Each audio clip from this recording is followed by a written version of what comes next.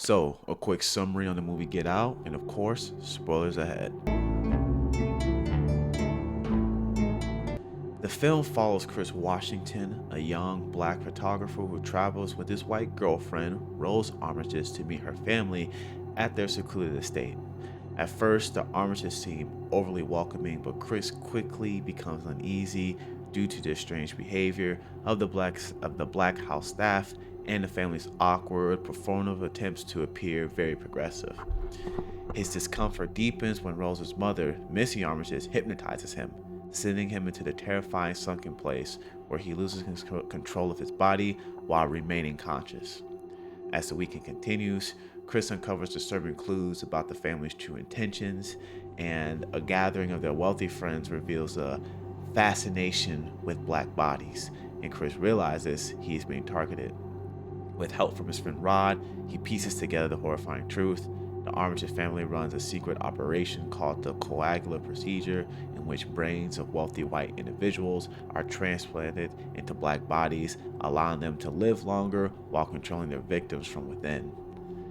In the final act, Chris is captured and prepared for the procedure, but he manages to escape using his resourcefulness and determination, which is basically using the cottons from the chair that he's tied to. He fights back against the family, killing several of them in a desperate struggle for survival. Just as it seems he may be arrested, his friend Rod arrives and rescues him in that iconic final scene where we think it's the police, but it's Rod arriving in his TSA vehicle. The film ends with Chris escaping, having survived a terrible, terrible, and deeply disturbing event rooted in racism, control, and exploitation. Get Out is one of my, if not my favorite horror movie of all time, because it's something that we've never seen before. I know Jordan Peele had been working on the script for 10 years, and I know that he pitched it to some other studios and they declined it, thinking that people weren't going to be interested. However, I'm glad that Blumhouse decided to make it because it has become an instant cult classic. And I feel like Jordan Peele really started to wave with this movie with social horror. You started to see more and more social horror movies, or more and more directors trying to adapt the social horror genre. And you can tell that a lot of films that came after Get Out that were heavily influenced by Get Out. And it's just one of my favorite horror movies of all time, and I believe till this day it's still Jordan Peele's best movie. So how did this movie help me come to terms with racism in my own life? And what are the lessons that I learned from it? Well, to be honest with you guys, I believe that people who are extremely liberal can be just as racist as people who are extremely conservative. I'm not trying to make this a political thing at all. I really try to stay out of politics, but it's something that I couldn't help but notice. I remember when I was in university, I went to university in southern Missouri. I'm originally from St. Louis. I went to a school called Cape Girardeau. I was a part of a fraternity, and there was definitely a lot of racism within that fraternity because I was in a predominantly white fraternity with few black members. But I remember we were kicking out a member who had called a black sorority president the N-word with the hard R. That was one of the reasons why we were kicking him out, right? And I remember one of the members, he stands up and says, "I don't see what's the big deal with saying the N-word with the hard R." And he looks me straight in my face and he says, "I call people this all the time. I call them, N-word with the hard R." And he said it straight to my face multiple times in front of everybody. And I just remember in that moment, no one stood up and did anything. I think people were really, really surprised. Now, granted, we were referencing the word within the meaning, but we weren't calling anyone that. But we had to say the word in order to really, so people could understand its impact. But he was straight up saying, "I call people this all the time. I don't see what's the big deal." And he said it straight to my face because he specifically had a problem with me. That's for a whole nother video. But, and I also remember when I was in 8th grade, my sister was in 6th. Me and my sister were in this community gym. There was a guy on a treadmill, and there was another guy on the elliptical on the other side of the gym.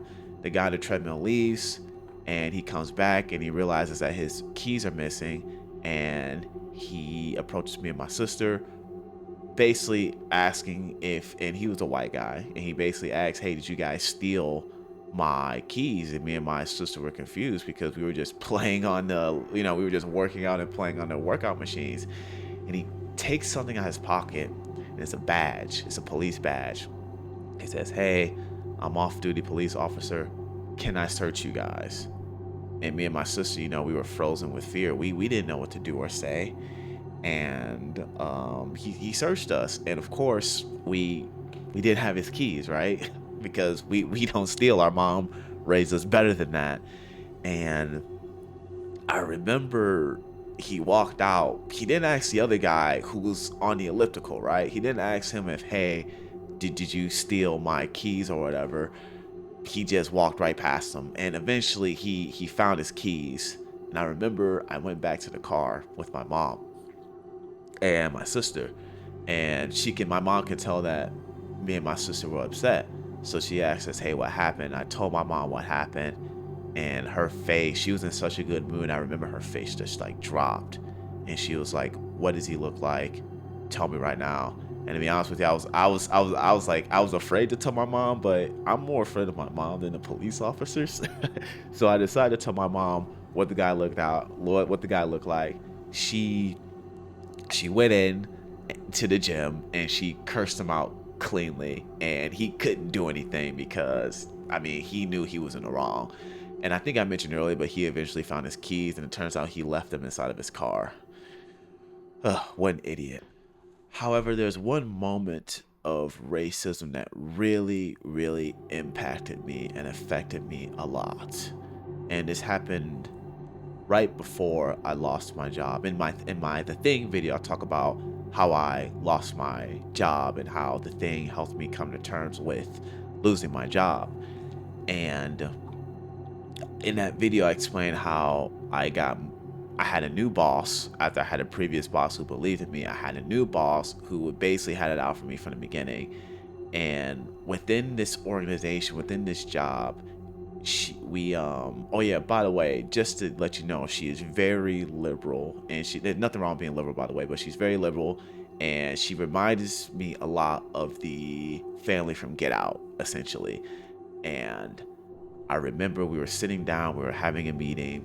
Within our organization, we have something called ERGs. They are basically organizations that represent underrepresented communities within the world. So we have one for Asians, we have one for Black, we have one for the LGBTQ, we have one for Latino, so on and so forth. And as a part of your goals, your sales goals, you have to join one of these ERGs and basically learn something from the ERG that you didn't know before. And of course, you could join your own ERG because there was a Black one. I was part of the Black one. However, that didn't count because I'm already Black. So essentially, I said I wanted to join the Asian one because right now I'm learning Chinese. I want to learn more about Chinese culture and Asian culture. And I remember during this meeting, she looked at me dead in the face and she said, yeah, I remember I joined the Black one. I watched a 10-minute video on the struggles of Black people, and now I think I fully understand the struggles of African Americans and what you guys go through. And I remember sitting there just like stunned, like, what the hell? Like, what? I was so shocked that she said that to me, but I think I was even more shocked that she felt proud about that. And I'm just sitting there like, huh?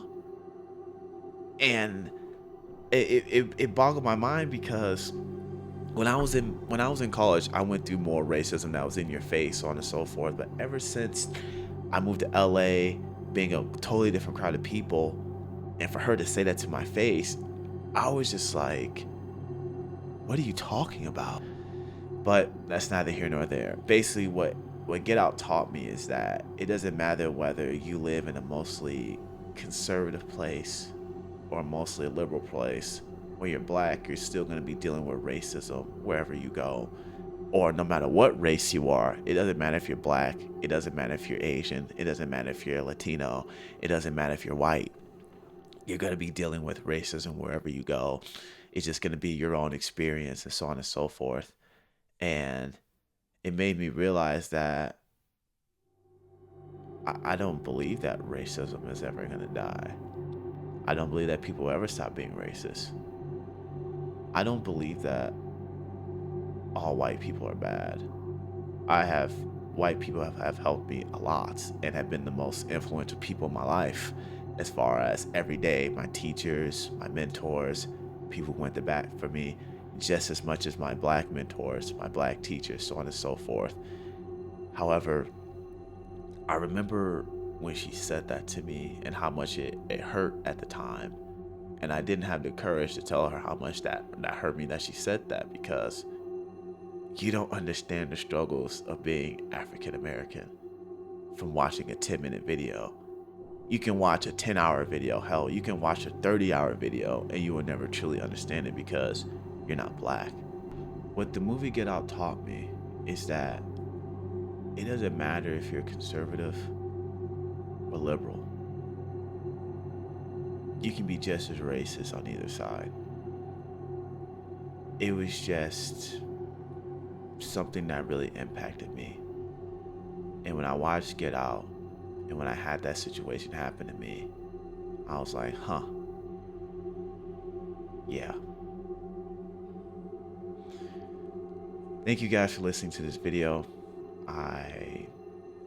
Please like, comment, and subscribe, and I look forward to speaking with you guys again. Thank you.